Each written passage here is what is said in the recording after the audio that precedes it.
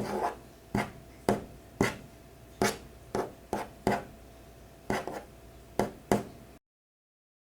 what's going on, you guys? So I got an update video on this Traxxas Slash. So I built this thing about 6 months ago. What I did was I bought a pretty worn out, clapped out used Traxxas Slash.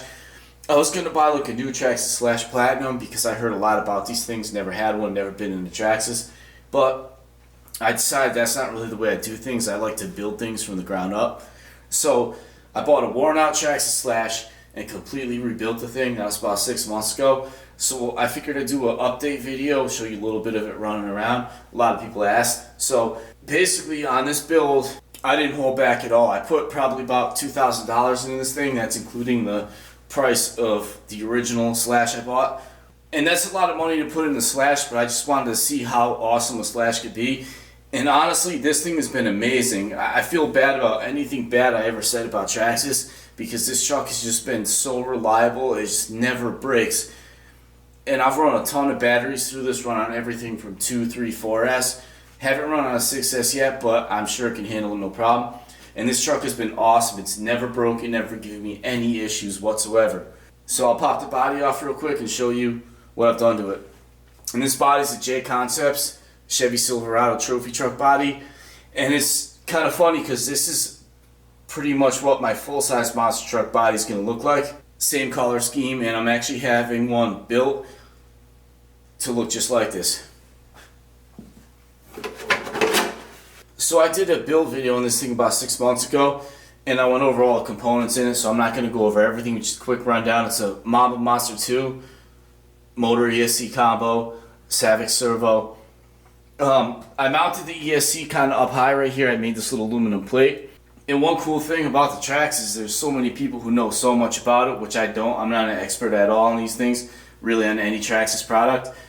And I didn't realize there's a couple holes right here, and that allowed me to put the receiver box up here and mount the ESC lower. So that's awesome. One of you guys pointed that out to me, and I thank you. There's a lot of experts on these things, and again, I'm no expert on anything by Traxxas, but I love this truck. It's been awesome. So I'll just try and go over a couple of questions I got in the first video. Like, one was the chassis. So it's an LCG chassis, low center of gravity, and it came gray, and I dyed it black using RIT dye.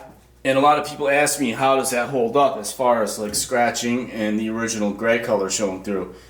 So behind my shop is where I mostly run this. I built a little track. It's got a ton of rocks. I raked most of them up, but at one point it was all gravel, so that gravel just keeps surfacing up. And anything with an aluminum chassis just gets like destroyed. So let's take a look at the bottom of this. There's absolutely no gray showing through, and the RIT dye soaked in completely, so that's awesome. And anything with an anodized aluminum chassis, after about 2 hours of running around my shop, all the anodized is wiped clean. And so this thing has been perfect. That RIT dye is soaked in just like it's supposed to. It's been really durable, so that's pretty cool. One of the other upgrades I did that I get asked a lot about is the Traxxas center diff, and so far it's been holding up great. This is an A-scale motor, and it's taken a beating. It's never given me any problems, but just in case, when I was doing this build, I bought the Traxxas X01 slipper kit. So if that center diff does ever give me an issue, I'll just put the slipper back in it, but I don't see it really being a problem. And if it does break, it's been so awesome, I'll probably just buy another center diff. These are the RC 4-wheel drive Raceline wheels. They've been perfect. No problems whatsoever. The only thing about them is they loosen up every now and then. So basically whenever I change batteries before I'm about to run it, I just double check that the wheel nuts are tight. That's about it. So other than that, this thing's been awesome. And like I said earlier, thanks to all the Traxxas experts out there who pointed out that the receiver can mount here and I can lower this.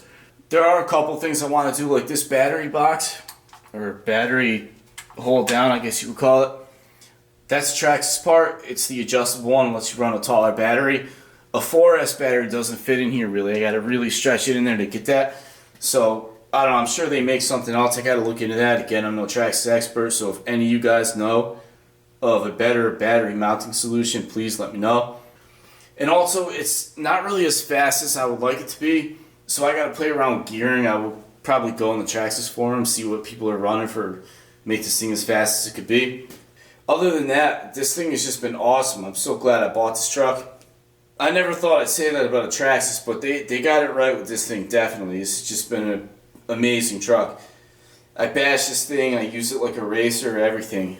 And I'd love to get this thing on a carpet track, but everything's closed right now still due to the Kung Flu, but eventually when things open up, I bet you this thing will be a carpet track assassin, so definitely want to get it on a carpet track, see what it can do. So that's about it for now. I just figured I'd give you a quick update, and if anybody knows of any battery mounting solutions where I could run a 4S or even like a 6S, I'd greatly appreciate it. And also gearing combinations that would be good for this thing running an 8-scale motor. I'd appreciate that too. And until next time, take care. Thanks for watching. Like and subscribe. Oh, and hit the bell. That'd be cool too.